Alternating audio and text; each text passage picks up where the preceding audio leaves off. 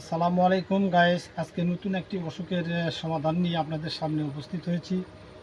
আপনারা দেখতেছেন যে যারা যাদের পেনিস একেবারে ছোট এবং চিকন খাটো হয়ে গেছে, তারা অবশ্যই আমার এই হাতে হাতে আমার যে চটচটা গাছের ফল, চটচটা গাছের ফলের ভিতরে যে বিচি রয়েছে, এই বিচিগুলি সুন্দর করে বের করে রোদে শুকিয়ে বের করে তারপরে পাটায় পিষে এরকমভাবে আপনি পাটায় পিষে এভাবে ডাইস করে ধরেন যে মোটামুটি